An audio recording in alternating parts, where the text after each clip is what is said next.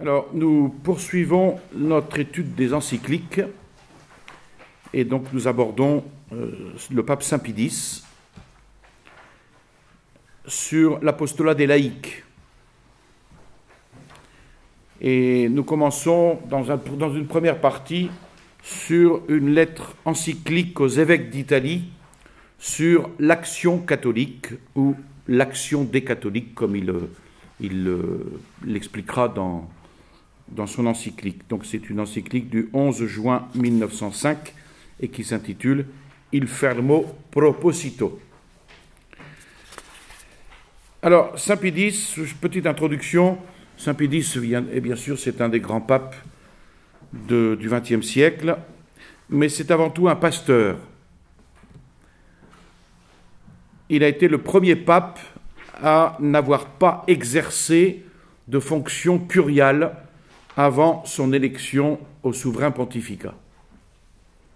Donc il a gravi sans diplôme, dit-il, et il se plaît à le rappeler, il a gravi sans diplôme tous les échelons du cursus sacerdotal, depuis vicaire à Tombolo jusqu'à patriarche de Venise. Sa formation a été empreinte de thomisme au séminaire de Padoue, qui était le meilleur séminaire de la péninsule. Fils de paysan, il est entré dans ce séminaire par la volonté d'un oncle qui était chanoine. Il a été curé de Sanzano, directeur de séminaire, évêque de Mantoue en 1884. Il apparaît partout comme un homme complet et doué, complet parce que il a connu ce qu'était une paroisse, il a connu ce qu'était un séminaire, il a connu ce qu'était un diocèse. Donc, homme complet, homme doué, pietas cum doctrina, c'est-à-dire la piété avec la doctrine, d'une part, mais aussi soucieux des œuvres sociales, bon diplomate avec les autorités civiles locales et exigeant sur la perfection du clergé. C'est un petit peu quelques notes dominantes de son pontificat. Il se place dans la ligne de ses prédécesseurs, Pie IX, Léon XIII en particulier, mais avec des méthodes, bien sûr, et un esprit qui sont bien à lui, pour tout instaurer dans le Christ, puisque telle était sa devise. En particulier, il tire les leçons de l'échec du ralliement à la République française de Léon XIII, qui a profondément et durablement divisé les catholiques et qui a produit de surcroît un regain d'anticléricalisme dans la classe politique par réaction à l'élection de députés ouvertement soutenus par le clergé. Il faut bien voir que la séparation de l'Église et de l'État n'est pas très loin, 1905.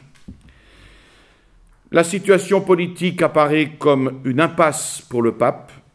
Il prend alors une position qu'on pourrait dire attentiste. Par contre, pour la question sociale, Saint Pie X est autant, et même plus, un pape social que Léon XIII.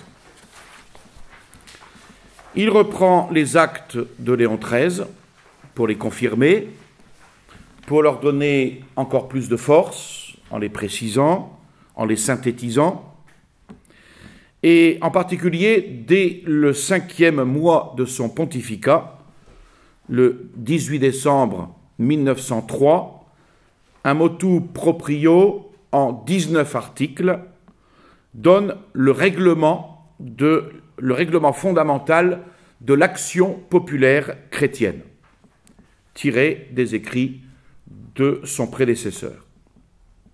Alors, en gros, je ne vais pas passer en revue les 19 articles, mais en gros, c'est cela, la société temporelle est inégale par nature, ce sont les articles 1 à 3, et qui sont tirés de Quod Apostolici Muneris de Léon XIII, 28 décembre 1878, le droit de propriété qui est naturel et propre aux humains, on trouve cela dans les articles 4 et 5, tirés de l'encyclique Rerum Novarum, les devoirs de justice et de charité qui lient les patrons et les ouvriers, les riches et les pauvres, et articles 6 à 11, tirés aussi de Rerum Novarum, et la démocratie chrétienne qui se gardera bien du socialisme et du libéralisme.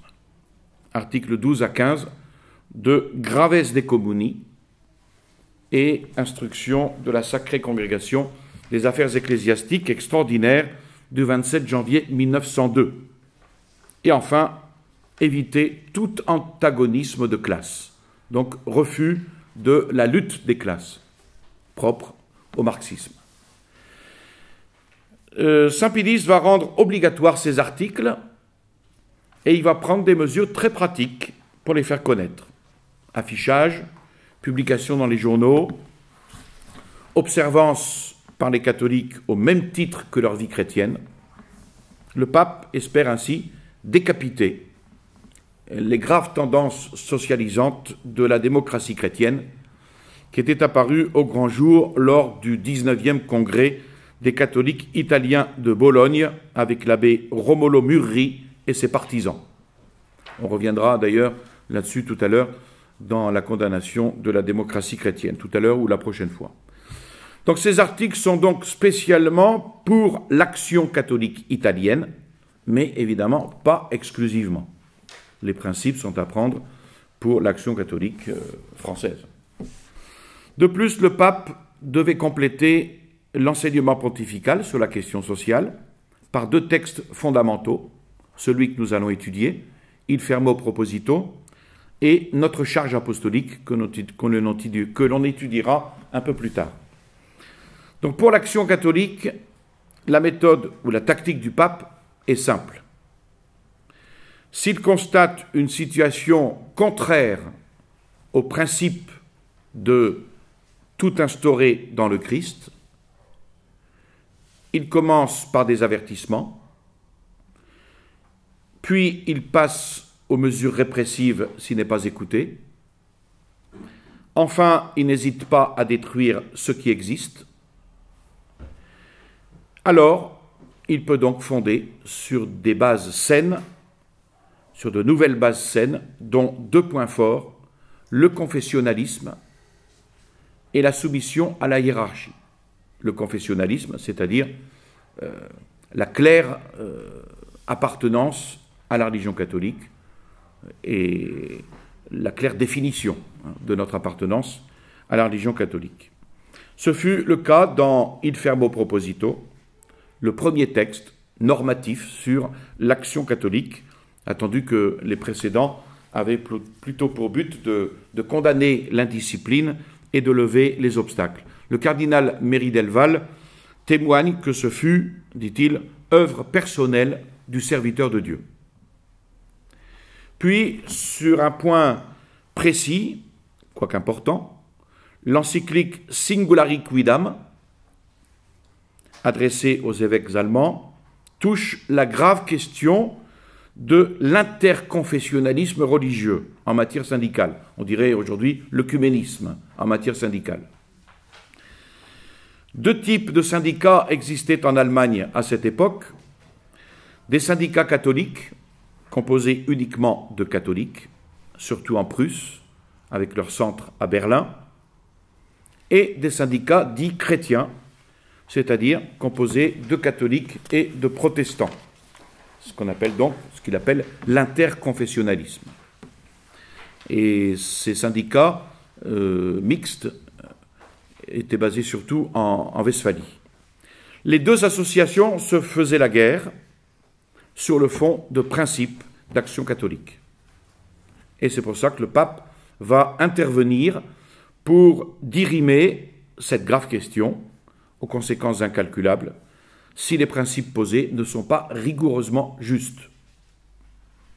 Quelle collaboration est possible en matière politique et sociale avec les non-catholiques?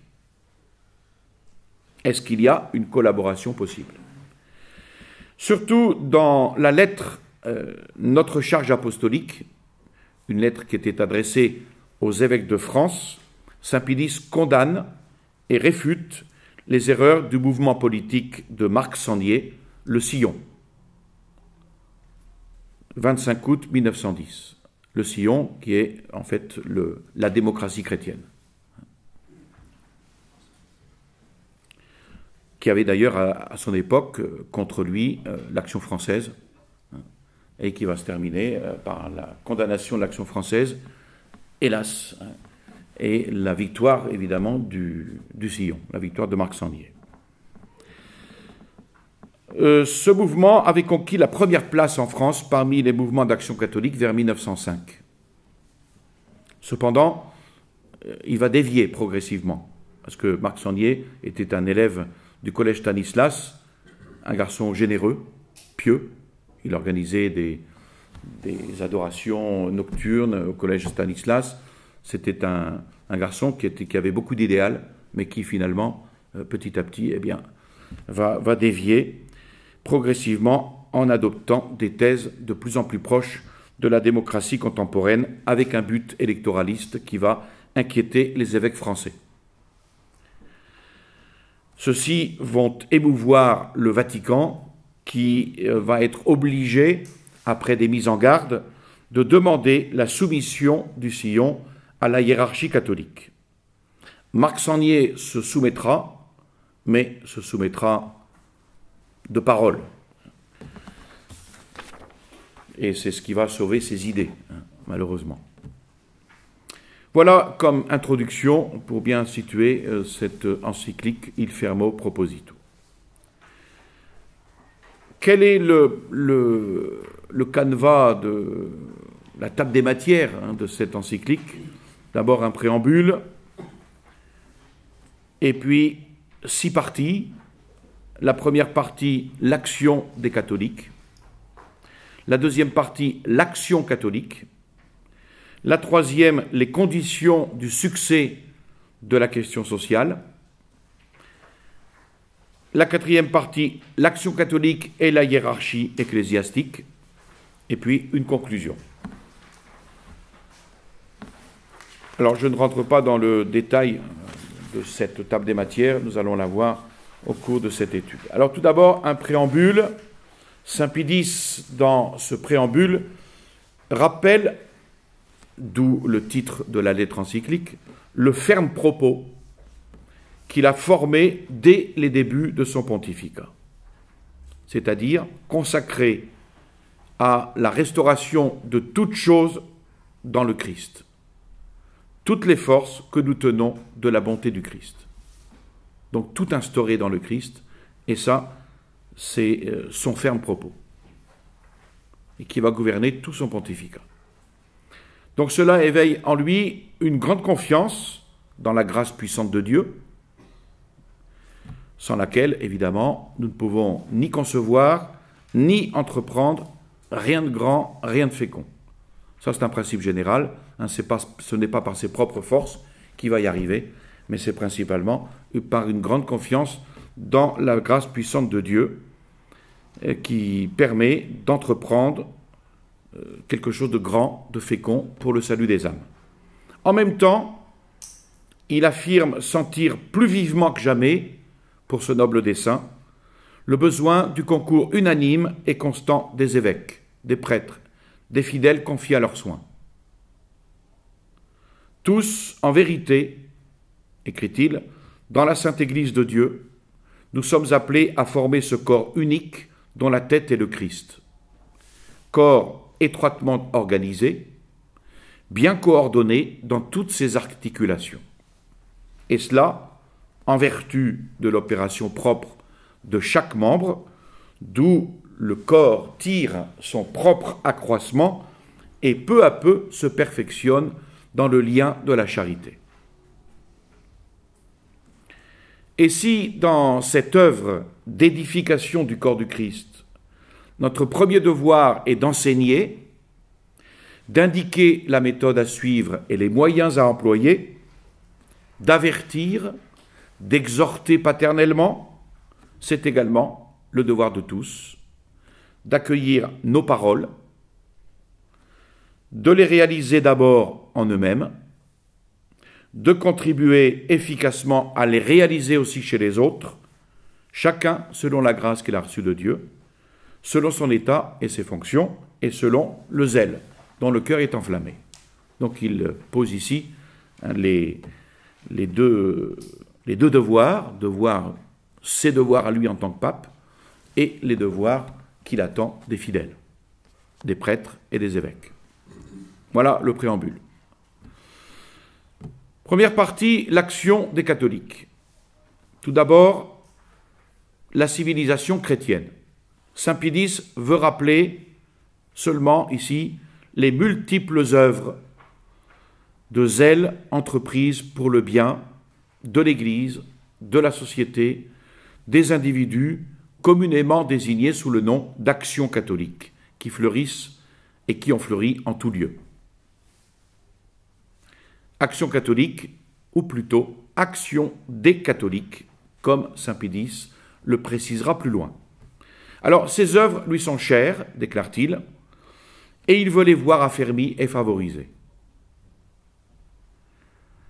Saint Pie X affirme avoir déjà publié certains actes qui étaient exigés par les circonstances et plutôt destinés à écarter les obstacles qui étaient mis à la marche de l'action catholique et à condamner certaines tendances indisciplinées. Léon XIII avait, lui, déjà mis les choses au point dans l'encyclique Graves de Communi. Saint Pie X continue, et il continue en rappelant à l'ordre le comte Grossoli, dans sa lettre du 6 novembre 1903 à l'œuvre des congrès, et surtout avec le motu proprio fin dalla prima du 18 décembre, qui donne le règlement fondamental de l'action populaire chrétienne. La démocratie chrétienne y est définie comme une action bienfaisante en faveur du peuple, non pas comme un mouvement, non pas comme un parti politique à prétentions électorales, dont se réclamait l'abbé Murry et ses partisans au sein de l'œuvre des congrès. Il précise bien que c'est une action bienfaisante en faveur du peuple et non pas un mouvement ou un parti politique. Un bref du 19 mars 1904 au comte Albani, président du deuxième groupe de l'œuvre. Ce bref est de la même veine. Saint Pie X, donc, veut envoyer à tous une parole de réconfort, de paternel encouragement, afin que sur le terrain débarrassé de tout obstacle, on continue à édifier le bien et à l'accroître largement. Et il le fait par cette lettre. Et puis, le 28 juillet 1904, à la veille des élections législatives, le secrétaire d'État, le cardinal Méry Delval, dissout l'œuvre des congrès, au nom de Saint Pie X. Et il ne laisse subsister que le deuxième groupe sous le comte Medolago Albani, supprimant les congrès nationaux et faisant passer les associations locales diocésaines ou régionales sous la direction ecclésiastique. Les démocrates chrétiens tentent de se regrouper en fédération autonome et convoquent le congrès de Bologne en mars 1905, que le pape condamne avec sanction canonique. Quelle est l'étendue du champ d'action? Le champ de l'action catholique, il est immense. Donc, par elle-même, l'action catholique n'exclut absolument rien de ce qui, d'une manière quelconque, directement ou indirectement, appartient à la mission divine de l'Église. Il n'exclut rien. La conception de Saint Pie X sera modifiée avec Pie XI, qui voit en l'action catholique une œuvre d'apostolat essentiellement collaboratrice de l'Église. Ce qui peut expliquer cette condamnation de l'action française, notamment. parce qu'il n'avait pas tout à fait la même conception que saint Pilice. Il voit dans l'action catholique une œuvre d'apostolat essentiellement collaboratrice de l'Église, sans les implications politiques et sociales, que saint Pilice entrevoit très bien et qu'il approuve. Donc avec influence sociale en conséquence, mais sans but vraiment civilisateur, parce que n'agissant plus dans les domaines institutionnels, économiques, professionnels. Ça, c'est la vision de Pie XI.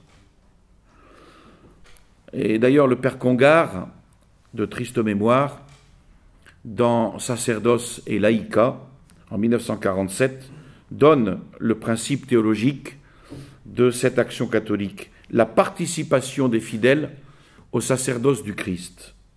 Et le Concile Vatican II va justement systématiser cette doctrine du sacerdoce commun des prêtres et des laïcs, antérieure à la prêtrise, parce que accordée par le caractère du baptême. Il y a donc une nécessité, un devoir apostolique de concourir à cette œuvre, non seulement pour la sanctification des âmes, mais encore pour répandre et toujours mieux développer le règne de Dieu dans les individus, dans la famille et dans la société. Ici, il y a l'implication politique. Chacun procurant, selon ses propres forces, le bien du prochain. Donc les raisons qui justifient cet apostolat sont multiples. Et une lettre de la consistoriale aux évêques d'Italie parle de l'insuffisance numérique du clergé. 24 octobre 1951. L'adaptation des laïcs aux conditions modernes du monde d'aujourd'hui, la dernière présence de l'Église qu'ils assurent dans un pays alors que le clergé en a été chassé par la persécution, par la diffusion de la vérité révélée, par l'exercice des vertus chrétiennes, par les œuvres de charité ou de miséricorde spirituelle et corporelle, voilà la conduite digne de Dieu à laquelle nous exhorte l'apôtre saint Paul, de façon à lui plaire en toutes choses, en produisant les fruits de toutes les bonnes œuvres et en progressant dans la science de Dieu. Voilà donc l'étendue du champ d'action, qui est le deuxième point de cette première partie, la civilisation chrétienne. Pardon, l'action des catholiques. Troisième point, l'Église et la civilisation. Donc, outre ces biens, il en est un grand nombre de l'ordre naturel qui, sans être directement l'objet de la mission de l'Église, en découle cependant comme une de ses conséquences naturelles. La lumière de la révélation chrétienne est telle qu'elle se répand très vite sur toute la science. Si grande est la force des maximes évangéliques que les préceptes de la loi naturelle y trouvent un fondement plus sûr et une vigueur plus puissante. Ça, c'est l'efficacité de la vérité, de la morale enseignée par Jésus-Christ. Que même le bien-être matériel des individus, de la famille ou de la société humaine en reçoit providentiellement soutien et protection. Donc l'Église, tout en prêchant Jésus crucifié, scandale et folie pour le monde, cette Église est devenue la première inspiratrice et la promotrice de la civilisation. Donc on ne vient pas dire que l'Église a laissé tomber les peuples dans la décadence, sans souci civilisateur. Au contraire. Dans sa lettre sur le sillon, donc contre Marc Sangnier, saint Pie X revient sur cette civilisation qui n'est autre que la civilisation chrétienne. Il n'y a pas deux ordres séparés. Un ordre surnaturel garanti par l'Église et un ordre naturel promu et gardé par le pouvoir temporel. Comme si ces deux ordres étaient séparés. Non. Les deux ne font qu'un dans les faits, même s'ils sont évidemment distingués en droit. On retrouvera cela dans la question de la séparation de l'Église et de l'État. Il ne s'agit pas pour nous d'approuver la séparation, mais de bien montrer qu'il y a une distinction des deux domaines, et non pas séparation. À la création, Dieu a fondé l'humanité avec la grâce pour obtenir la béatitude éternelle. Le péché originel a blessé cette nature, lui a enlevé la grâce. Jésus-Christ le lui a redonné de façon plus abondante et marquée par son sceau. Les civilisations antiques vivaient de cette grâce, ténue, certes, mais bien réelle, donnée par anticipation à la venue du Christ. Et c'est l'Église qui, avec l'incarnation de notre Seigneur, va répandre la civilisation partout où vont prêcher ses apôtres, en conservant, en perfectionnant les bons éléments des antiques civilisations païennes, en arrachant à la barbarie et en élevant jusqu'à une forme de société civilisée les peuples nouveaux qui se réfugiaient sous son sein maternel et qui vont donner ensuite à la société entière, peu à peu sans doute, mais quand même d'une marche sûre et toujours progressive, cette empreinte si caractéristique qu'encore aujourd'hui elle conserve partout, encore qu'on veuille absolument la détruire. La civilisation du monde est une civilisation chrétienne. Qu'on le veuille ou non, qu'on l'accepte ou non, c'est la civilisation chrétienne. Elle est d'autant plus vraie, d'autant plus durable, d'autant plus féconde en fruits précieux, qu'elle est plus nettement chrétienne. Et d'autant plus décadente, pour le plus grand malheur de la société, qu'elle se soustrait davantage à l'idée chrétienne. On le voit aujourd'hui. Oui. C'est un C majuscule. Non, la civilisation du monde. Non. C'est le seul. Aussi, par la force intrinsèque des choses, l'Église devient-elle encore, en fait, la gardienne et la protectrice de la civilisation chrétienne. Et ce fait, reconnu, admis dans d'autres siècles de l'histoire, forme encore le fondement inébranlable des législations civiles, même si ces législations civiles le refusent. Donc sur ce fait, ont reposé les relations de l'Église et des États. C'est sur ce fait qu'ont reposé la reconnaissance publique de l'autorité de l'Église dans toutes les matières qui touchent de quelque façon à la conscience. C'est sur ce fait que repose la subordination de toutes les lois de l'État aux lois divines de l'Évangile. Et c'est sur ce fait que repose l'accord des deux pouvoirs civils et ecclésiastiques. Il doit y avoir accord et non pas séparation pour procurer le bien temporel des peuples de telle manière que le bien éternel n'en eut pas à souffrir. Alors, bien sûr, cela n'a pas été sans lutte. C'est le quatrième point. Les luttes de l'Église, la prospérité et le bien-être, la paix et la concorde, la respectueuse soumission à l'autorité, l'excellent gouvernement s'établirait, se maintiendrait dans ce monde si l'on pouvait réaliser partout le parfait idéal de la civilisation chrétienne. Mais étant donné la lutte continuelle, dès le début de la chair contre l'esprit, des ténèbres contre la lumière, de Satan contre Dieu, nous ne pouvons espérer un si grand bien, au moins dans sa pleine mesure. De là, contre les pacifiques conquêtes de l'Église, d'incessantes attaques, d'autant plus funestes et douloureuses, que la société humaine tend davantage à se gouverner d'après des principes opposés au concept chrétien et à se séparer entièrement de Dieu. Et saint Pie X dénonce bien ici les principes de la Révolution.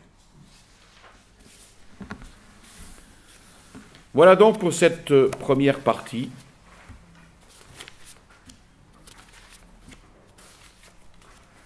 L'action des catholiques.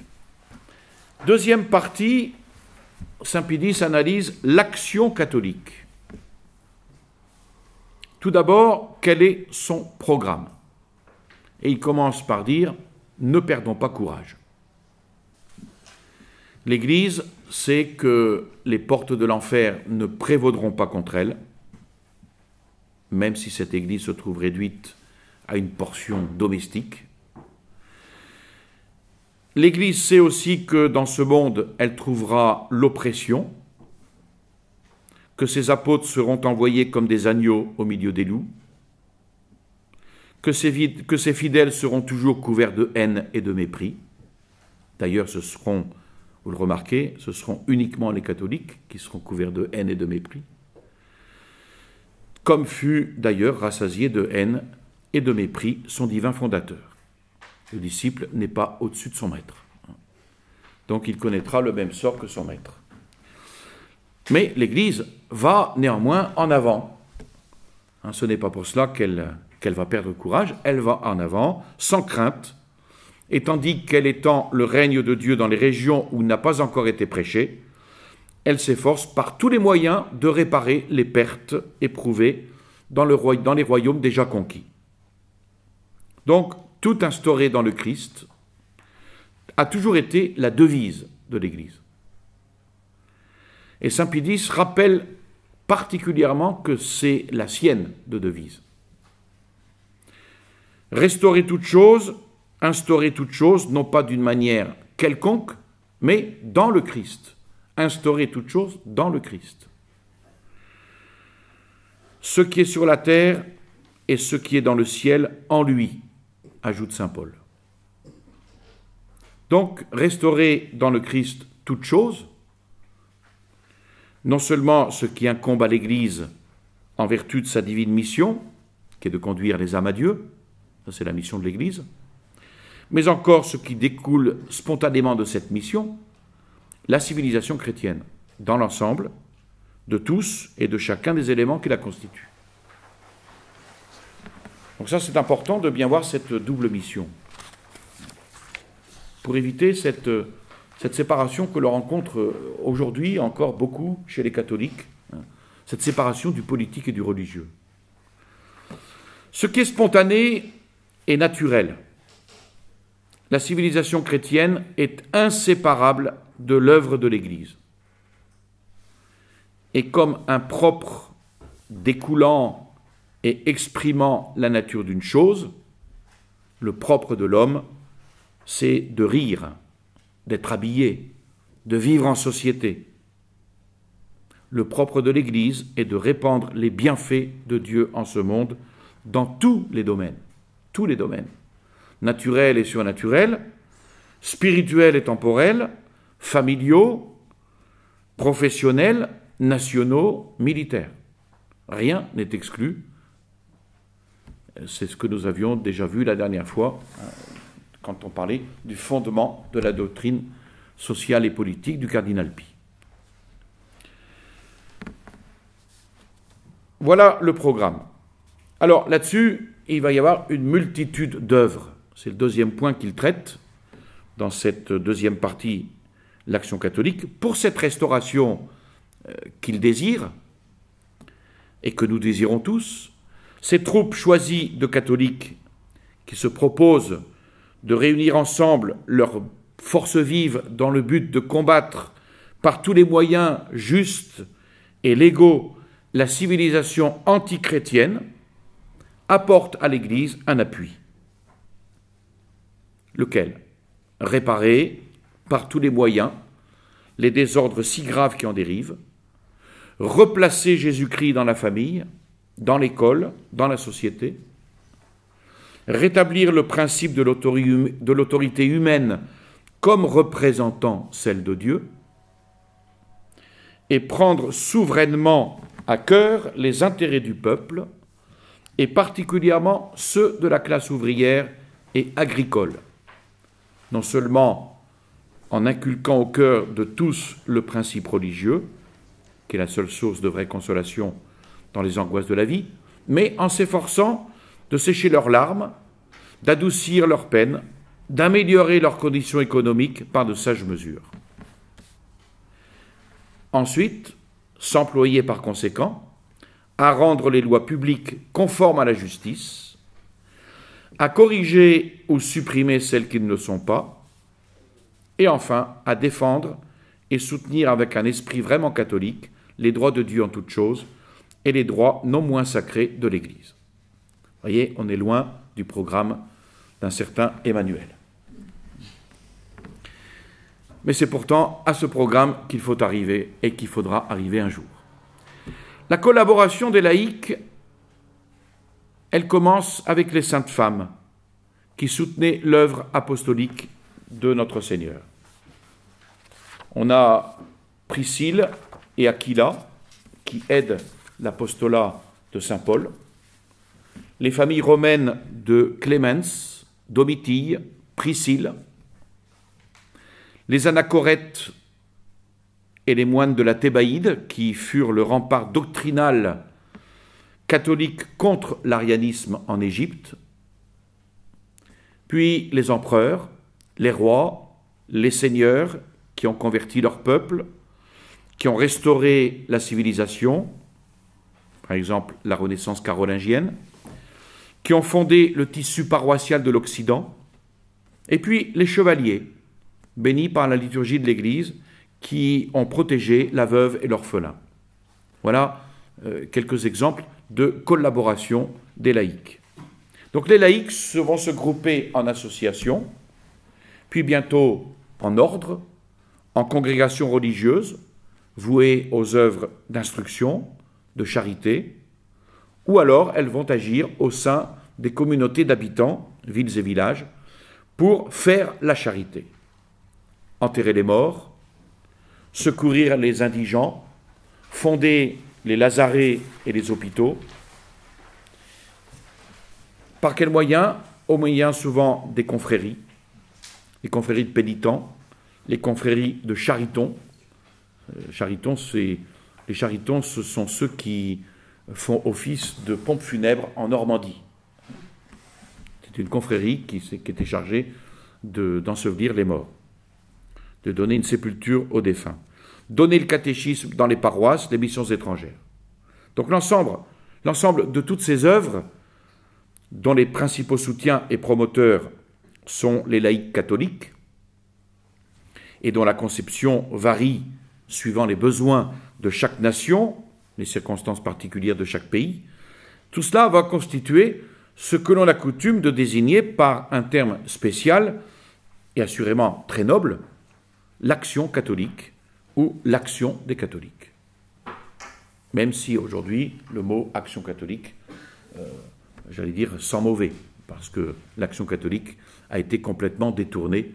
Ça, ce sera peut-être le sujet d'une conférence future sur la déviation de l'action catholique. Donc elle est toujours venue en aide à l'Église. Et l'Église l'a toujours accueillie. Et qu'on n'accuse pas l'Église d'avoir méprisé les laïcs ou d'avoir agi avec un surnaturalisme. Non. Ces laïcs sont toujours venus en aide à l'Église, et l'Église les a toujours accueillis favorablement et a béni cette action catholique, bien qu'elle se soit diversement exercée selon les différentes époques. Saint Pie ensuite étudie la question d'une certaine adaptation nécessaire. Alors, entendons-nous bien. Il faut remarquer tout de suite qu'il est aujourd'hui impossible de rétablir sous la même forme toutes les institutions qui ont pu être utiles et même les seules efficaces dans les siècles passés. Parce que les modifications radicales que le cours du temps a introduites dans la société et dans la vie publique, elles sont très nombreuses, ces modifications. Et puis les besoins nouveaux que les circonstances changeantes n'ont cessé de susciter, eh bien ces besoins nouveaux sont aussi multiples. Mais l'Église, dans sa très longue histoire, a toujours, et en toute occasion, elle a lumineusement démontré qu'elle possède une vertu merveilleuse d'adaptation aux conditions variables de la société civile. Et ce n'est pas à la société civile de s'adapter à l'Église. Pardon, c'est pas à l'Église de s'adapter à la société civile. C'est pas à l'Église de s'adapter à la société civile, mais c'est à la société civile de s'adapter aux besoins de l'Église. Donc, elle a su s'adapter, elle a toujours eu une merveilleuse adaptation aux conditions variables de la société civile, sans jamais porter atteinte à l'intégrité ou à l'immutabilité de la foi et de la morale.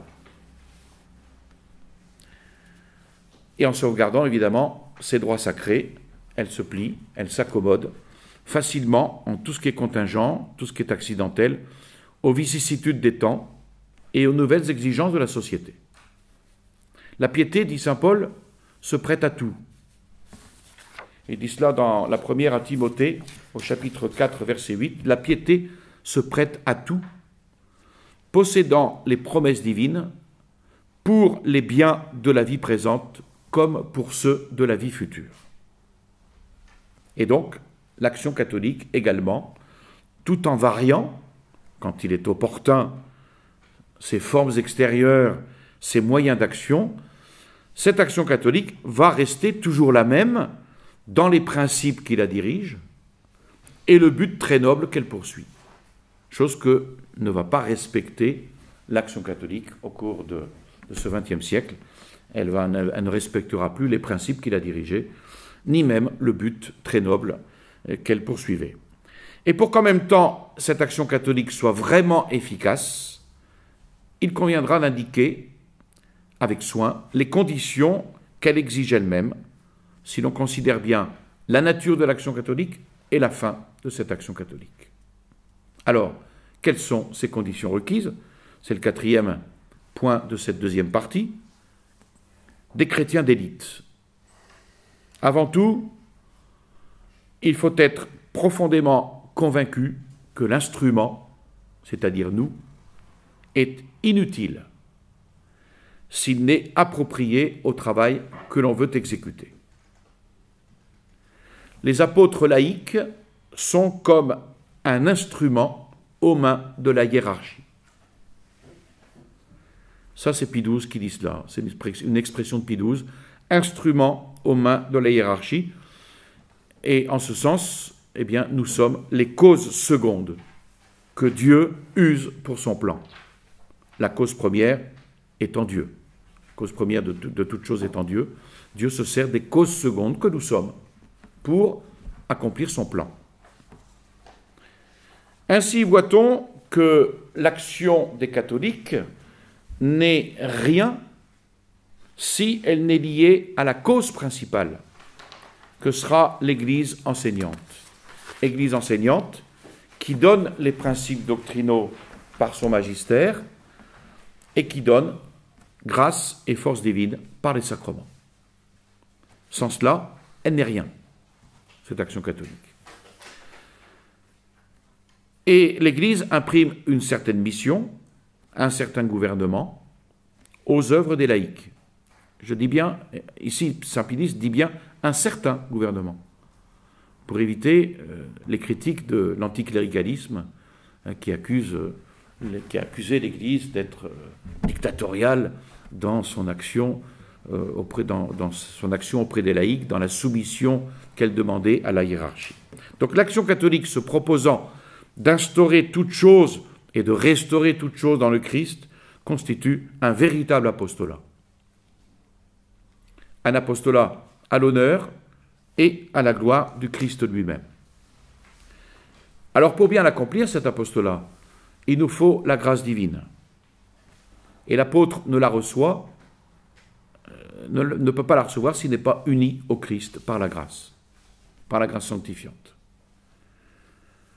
Et c'est seulement quand on aura formé Jésus-Christ en nous que nous pourrons plus facilement le rendre aux familles et à la société. Et ça, Saint Pie X insiste beaucoup sur ce point. Commençons d'abord par vivre dans la grâce sanctifiante, pour être de vrais instruments utiles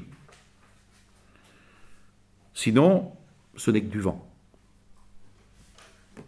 Tous ceux donc qui sont appelés à diriger ou qui se consacrent à promouvoir le mouvement catholique doivent être des catholiques à toute épreuve. Hein, c'est le langage de saint Pie X, à toute épreuve, convaincus de leur foi, solidement instruits des choses de la religion et sincèrement soumis à l'Église et en particulier au pape. Ils doivent être des hommes d'une piété véritable, de mâle vertu, et donc pas de mollesse, hein, mais d'avoir des vertus fortes, de mœurs pures et d'une vie tellement sans tache qu'ils servent à tous d'exemple efficace. Si l'esprit n'est pas ainsi réglé, il sera non seulement difficile de promouvoir les autres au bien, mais presque impossible d'agir avec une intention droite. Et les forces manqueront pour supporter avec persévérance. Et ça, c'est intéressant, parce que si on analyse la décadence de l'action catholique et qu'on met en parallèle tout ce que saint Pie X demande, eh bien, on comprend pourquoi l'action catholique a dévié.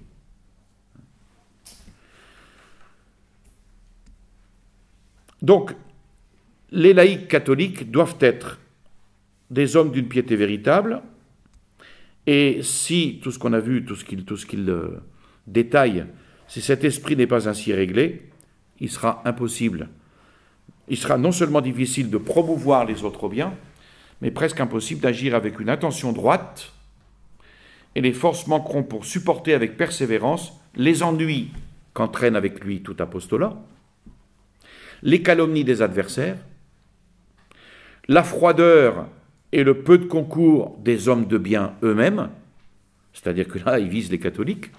Hein, quand il faut trouver des chefs chez les catholiques, hein, il faut se lever de bonne heure. Hein. Les jalousies des amis et des compagnons d'armes. Excusables sans doute, étant donné la faiblesse de la nature humaine, mais grandement préjudiciables et cause de discorde, de heurts, de querelles intestines. Cette analyse de saint Pie X, elle est profonde. Hein. La division a toujours été le triste apanage des œuvres de l'Église par l'action du plus grand diviseur commun. Il ne s'agit pas ici de divisions doctrinales qui aboutissent à l'hérésie et aux séparations radicales, mais il s'agit des rivalités humaines et de l'amour-propre. Et ça, c'est tenace, jusque dans nos milieux. Les rivalités humaines et l'amour-propre. Seule une vertu patiente et affermie dans le bien, et en même temps suave et délicate, est capable d'écarter ou de diminuer ces difficultés, de façon que l'œuvre à laquelle sont consacrées les forces catholiques ne soit pas compromise. La bénignité, c'est pas être béni oui-oui. Hein. Bénignité, c'est une vertu. La bénignité est en particulier nécessaire aux apôtres chrétiens. Cette bénignité, elle est faite de désintéressement, et ça, dans combien d'œuvres le non-désintéressement pourrit tout, hein, parce que chacun cherche son intérêt en rentrant dans telle ou telle association. Donc la bénignité, elle est faite de désintéressement, de pureté de cœur et d'intention, souvent les intentions ne sont pas droites, et d'ignorance des petitesses, des jalousies et des rivalités. Vous voyez, ça c'est 3 points importants dans la résolution de ces divisions que l'on trouve parmi nous. Alors, saint Pie X explique bien qu'il ne s'agit pas ici des divisions doctrinales de l'hérésie. Hein. Il s'agit des divisions humaines. Hein. Parce qu'il y a un manque de désintéressement, il y a un manque de pureté d'intention, il y a un manque d'ignorance, de relativisation des petitesses, des jalousies, des rivalités, etc. Qui font du charitable à la fois une grande âme, noble, magnanime, idéalement apte à prendre place dans le corps de l'Église pour servir pour rayonner la paix, pour édifier ses frères. Vous allez me dire, ça c'est l'idéal. Ben oui, c'est l'idéal, mais il est possible, avec la grâce de Dieu. La bénignité, elle s'exprime par l'affabilité, l'aménité, sa tendresse, sa douceur exquise produisent une impression de charme qui pénètre les cœurs, qui les rassure, qui les attire par la vertu même de cette séduction.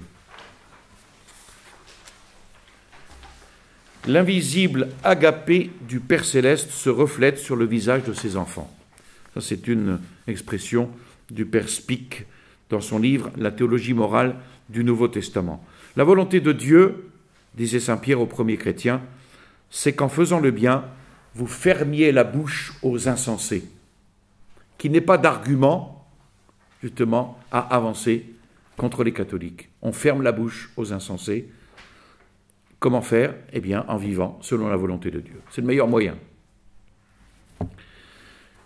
Voilà, ça c'est une description, je trouve, magnifique de ce que saint Pie X attend, de ce qu'il appelle les chrétiens d'élite. Ensuite, quelles sont les formes d'activité précisément délimitées? Saint Pie X se propose ici de bien définir les œuvres pour lesquelles les forces catholiques se doivent dépenser avec toute énergie et constance. On ne se dépense pas pour n'importe quoi. Et ici, il va préciser à quoi dépenser nos forces. Ces œuvres doivent être d'une importance si évidente, répondre de telle sorte aux besoins de la société actuelle, s'adapter si bien aux intérêts moraux et matériels, surtout ceux du peuple et des classes déshéritées, que tout en excitant la meilleure activité chez les promoteurs de l'action catholique, pour les résultats importants et certains qu'elles font espérer d'elles-mêmes, elles soient aussi, par tous, facilement comprises et volontiers accueillies. Précisément parce que les graves problèmes de la vie sociale d'aujourd'hui exigent une solution prompte et sûre. Et pour cette raison, tout le monde a le plus vif intérêt à savoir, à connaître les divers modes sous lesquels ces solutions se présentent en pratique. Les discussions, dans un sens ou dans l'autre, se multiplient de plus en plus et se répandent facilement au moyen de la presse. Il est donc souverainement nécessaire que l'action catholique saisisse le moment opportun, marche en avant avec courage, propose elle aussi sa solution et la fasse valoir par une propagande ferme, active, intelligente, disciplinée, capable de s'opposer à la propagande, de s'opposer directement à la propagande adverse. Donc on est ici, à l'époque de saint Pie X, évidemment, au début du développement de la presse. Et là, il donne une importance particulière pour la diffusion des principes catholiques au moyen de cette presse. Saint Pie X fait référence à la propagande très efficace qui venait de procurer aux socialistes un triomphe lors des élections italiennes de 1900. La bonté, la justice des principes chrétiens, la droite morale que professent les catholiques, leur entier désintéressement pour ce qui leur est personnel, la franchise, la sincérité avec laquelle ils recherchent uniquement le vrai, le solide et le suprême bien d'autrui, leur évidente aptitude à servir mieux encore que les autres les vrais intérêts économiques du peuple, tout cela ne peut manquer de faire impression sur l'esprit et sur le cœur de tous ceux qui les écoutent, d'engrossir les rangs de manière à faire d'eux un corps solide, compact, capable de résister vigoureusement aux courants contraires et de tenir les adversaires en respect. Et c'est pour cela que saint Pie X va rappeler la nécessité actuelle, et il termine cette deuxième partie par ce point, la nécessité actuelle de la question sociale.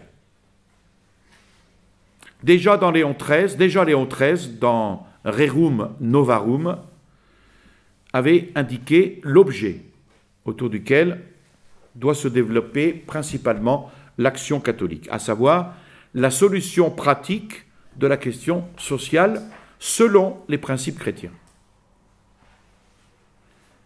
Et à ne pas avoir voulu résoudre cette question sociale par les principes chrétiens, un siècle après, on en est toujours au même point, sinon pire. La question sociale n'a jamais été réglée. Saint Pilice avait déjà donné, dans son motu proprio du 18 décembre 1903, à l'action populaire chrétienne, qui comprend en elle tout le mouvement catholique social, il avait déjà donné une constitution fondamentale qui put être comme la règle pratique du travail commun, qui put être le lien de la concorde et de la charité sur ce terrain, donc, de la question sociale, et dans ce but très sain et très nécessaire, doivent avant tout se grouper et s'affermir les laïcs catholiques. Les œuvres catholiques, œuvres variées, multiples de formes, mais toutes également destinées à promouvoir efficacement le même bien social. Et Saint Pilice va toucher dans une troisième partie de son encyclique les conditions du succès de la question sociale. Ce sera pour la prochaine fois.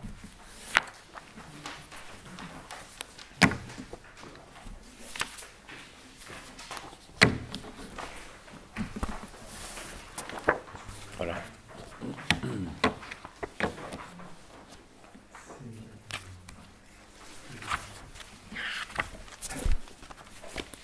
C'est clair ?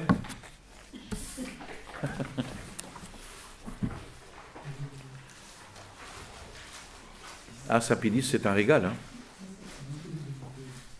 C'est précis, c'est...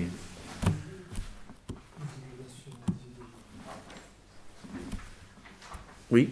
Une question quand on parle des chrétiens d'Église. Oui. Si on prend aujourd'hui en 2017, sincèrement soumis à l'Église. Oui, alors il faut bien sûr entendre ce que votre question, elle est tout à fait réelle, mais soumis à l'Église, c'est-à-dire soumis au magistère de l'Église, tel qu'il a toujours été conforme à la tradition. Voilà.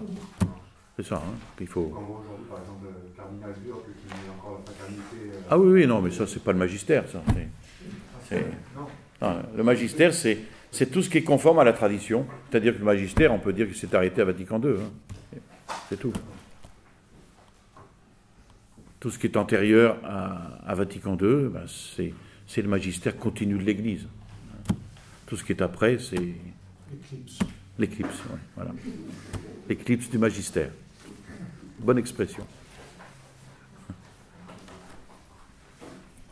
Alors, si jamais il y avait un pape qui redisait, et parfois d'ailleurs on peut trouver dans les écrits des papes après Vatican II, on peut trouver des bonnes expressions, des expressions qui sont tout à fait conformes au magistère traditionnel. Bon, bah, dans ce cas-là, on les prend, bien sûr.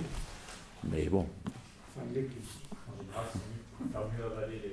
Voilà, c'est pour ça que c'est dangereux. C'est un petit peu de poison dans une bonne soupe.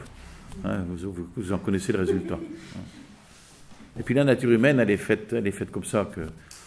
Encore une fois, j'ai souvent dit que quand saint Paul dit qu'il faut fuir, non pas les hérétiques, mais la compagnie des hérétiques, et c'est très bien ce qu'il dit. Hein, quand on se trouve en compagnie d'hérétiques, on finit par devenir hérétique soi-même. Alors, pas fuir les hérétiques, dans le sens où on ne doit pas fuir l'ennemi, ou celui qui est dans l'erreur, on doit aller vers lui pour lui indiquer où est la vérité. Mais la compagnie des hérétiques, vivre dans une compagnie d'hérétiques, c'est extrêmement dangereux. Donc vous voyez très bien à quelle conclusion je veux en venir aussi. Vivre sous l'emprise conciliaire aujourd'hui, par une reconnaissance canonique, c'est la même chose que la compagnie des hérétiques. Et on sera voué au même résultat que tous ceux qui ont vécu dans cette compagnie. Vous-même, vous êtes confronté, peut-être dans les milieux professionnels, à ce genre de compagnie, et vous voyez toute la difficulté qu'il y a pour ne pas pour ne pas baisser les bras ou ne pas être contaminé. Hein. Oui. Monsieur l'abbé, quand il s'agit de notre propre famille, Oui.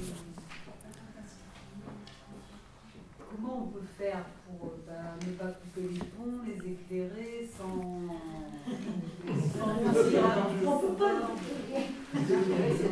Il faut essayer de ne pas couper les ponts, évidemment, parce que ce sont des liens charnels qui sont importants, et même psychologiquement, on en a besoin, mais affirmer très clairement votre style de vie. Tu n'acceptes pas mon style de vie, peut-être, mais enfin, c'est comme ça, un point, c'est tout. Je crois qu'il faut s'affirmer. Puis l'exemple. L'exemple peut jouer beaucoup parfois. Oui, mais Enfin, il joue beaucoup. le visuel est plus important que l'auditif. Oui, l'exemple, vous voyez, par exemple, moi j'ai connu des gens qui se sont convertis comme ça et dont les membres de la famille étaient absolument contre. Puis petit à petit, on veut, tiens, ils changent, ils sont plus charitables, ils sont honnêtes. Enfin, il y a tout un tas de vertus qui sautent aux yeux et qui peuvent donner un bel exemple. À l'inverse, on peut nous le reprocher aussi. Oui. Je crois qu'il faut parfois accepter les reproches comme... On peut s'énerver aussi. oui, ça, C'est le quatrième mystère joyeux, l'obéissance. Et quand c'est nos parents, c'est compliqué. ah oui, l'obéissance aux parents, oui, mais pas... Quand c'est les parents justement qui... Non, mais attention, l'obéissance, elle est limitée. Hein. L'obéissance est une vertu morale. Il faut bien toujours voir ça. L'obéissance est une vertu morale. Et l'obéissance est toujours réglée par une vertu théologale qui est la vertu de foi. Donc on ne peut pas, par exemple nous dans l'Église, on ne peut pas nous demander d'obéir à quelque chose qui va contre la foi. Parce que la foi, en tant que vertu théologale, elle est supérieure à la vertu d'obéissance qui est une vertu morale. Donc tout sera réglé par la vertu théologale. L'obéissance aux parents, c'est pareil. Un parent qui dit à son fils va voler en face chez le commerçant parce que j'ai plus rien à manger ou parce que c'est trop cher, je ne sais pas trop quoi, l'enfant désobéit à ses parents. Il a le droit de désobéir, c'est son devoir même. Parce que ce qui est commandé est quelque chose qui est contraire à la morale ou à la foi. Donc l'obéissance, elle est toujours limitée. Hein. Il y a des limites à l'obéissance. Ce n'est pas une vertu... Elle peut devenir du servilisme, l'obéissance. En revenant juste à la religion et aux politiques, on a objecté récemment et dans nos milieux que certaines personnes ne sont pas favorables justement aussi à ce mélange. On m'a dit, mais imagine un curé ministre. Non, ça non. Justement, dans la deuxième partie, on va le voir ça. Saint Pédis précise bien. Il précise bien. Et d'ailleurs, à un moment, il condamne l'électoralisme, le parlementarisme, mais il ne condamne pas l'engagement dans les communes, par exemple. Ce que faisait Civitas. Et moi, j'avais écrit un petit mot à Alain Escada en lui disant attention au parlementarisme. Mais c'est ce qui lui a reproché un peu, j'ai l'impression. Bon, il a fait ça pour des raisons plutôt économiques. Hein. Il a présenté combien 8 ou 10 candidats. C'était pour...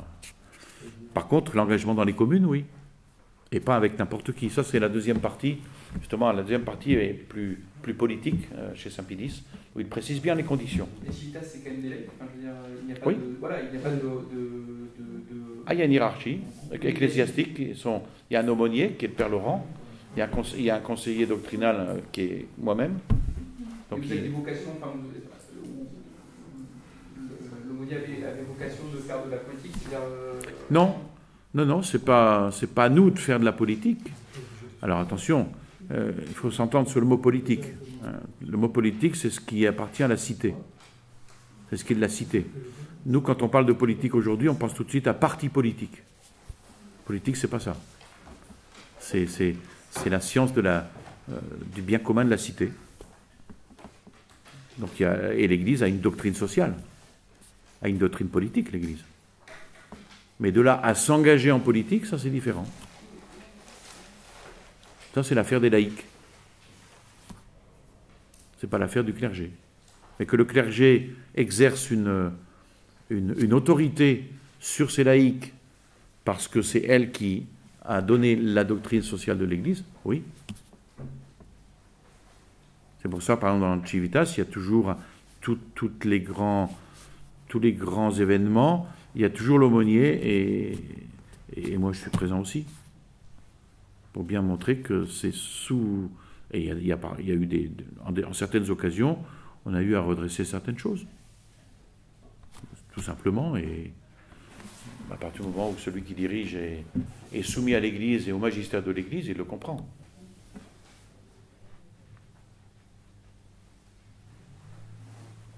Bien. Tu peux remettre le chiffon ?